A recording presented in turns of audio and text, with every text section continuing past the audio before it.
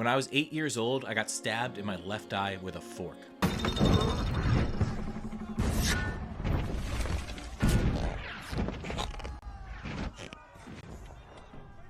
I thought it'd be funny if I started a food fight, so I threw a string bean at my cousin and she threw a fork back at me. Luckily, after an emergency surgery, I wasn't fully blinded, but I spent the next 6 months with a big eye patch taped to my face, stuck inside, playing video games and eating junk food. So up until I hit my teens, I was a short, fat, poor, white kid in the inner city with weird looking eyes. For years, I was angry and hopeless. I thought I was born a loser and would probably stay a loser forever. Look, I wasn't smart enough to get into an Ivy League school. I wasn't good enough at sports or music to hope for any millionaire career there. I did just enough to get by in school. I focused on sports and I smoked a lot of weed.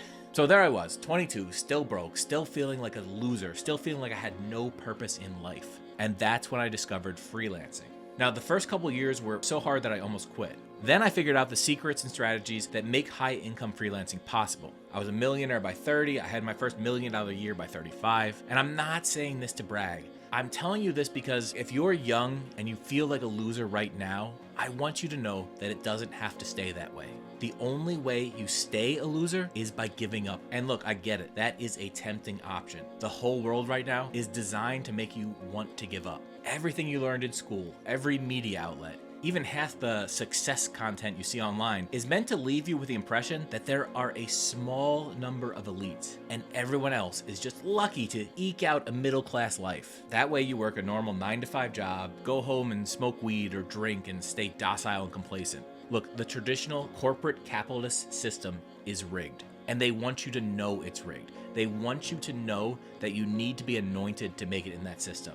But fuck that system. You can succeed in the real marketplace. So I'm going to show you the 5 rules of the real world I wish I knew when I thought I was a loser back when I was younger. But before I do, if you like these kinds of videos, it would be really helpful to me if you could hit that like button and subscribe. This is a new channel and it would really help me with the algorithm. All right, first rule, the conventional advice almost always sucks. That doesn't mean you always have to do the opposite, but you should always consider doing the opposite. The conventional advice is that you should get as much education as you can afford. Well, what if you paid as little for other people to educate you as possible? And what if you learned as much as you could on your own? What if instead of going to college to get a business degree, you started a business so you could just figure out what you really need to learn? In my experience, you'd be in a much better place. The conventional advice says that you should take out a mortgage to buy a house because in 30 or 40 years, that house will be your greatest source of wealth. Well, what if that's just a 70-year-old scam by the banks to create an insane housing bubble, but at the same time make bankers insanely wealthy? The conventional advice says, the more you work, the more you make. But what if that's just propaganda started in the industrial age to establish the concept of an hourly wage? What if you got paid for the value you provide instead of the amount of time you sell to someone else?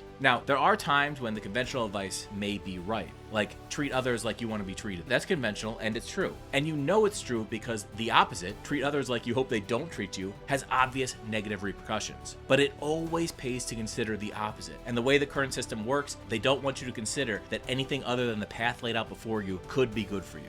All right, let's go to rule number 2. You're in the business of you. Now, some people hear this as, it's all about you. That's not what I'm saying. A business exists to maximize the value for itself by maximizing the value for the people that business serves. So that should be your North Star. This is obvious when you're an entrepreneur, but it's equally true for employees and freelancers. Look, it's not always bad to be an employee, no matter how much I poo-poo that option. But if you're giving a company that you're employed by the maximum value you can, and they're paying you the exact same thing as Karen in the cubicle down the hall who spends all her time playing solitaire and reporting people to HR for microaggressions, that's bad business. Now, since you're in the business of you, your employee is your customer, and you need a better customer if they're not paying you adequately. No employer should ever get to treat you like they own you. The same thing is true if you're a freelancer. No client owns you. They're your customer. If they're making you miserable, get a better customer. If they can't afford you, get a richer customer. Of course, this all depends on you doing the best work you're capable of. But if you're doing your best, you should expect that other people pay you the best that they can. All right, moving on to rule number 3. Competence, not even expertise, competence is rewarded in today's market. You don't have to be the best at any skill to be disproportionately rewarded. All you need to be is competent. do one thing pretty well, show up on time, show up sober, and you'll be indispensable to small businesses in today's world. Now, I view competence as the ability to successfully complete a task and solve complications as they arise. So you're not a drone. You can do something well and you can solve the problems that come up as you're doing it. Now, the truth is, most people today have been trained to be incompetent. The public school system is literally intended to make people incompetent at most things. 1 in 5 high school graduates in the US can't read adequately. 3 in 4 high school grads can only handle the most basic math. So what does that make most people capable of? You can serve or cook food, you can clean, you can drive, you can do basic labor. Maybe you can run a cash register that tells you how much change to give people. In other words, you're only cut out to serve other people. Luckily, you can learn everything you need to become competent to do a complex task well and be flexible as problems come up. And you can learn it online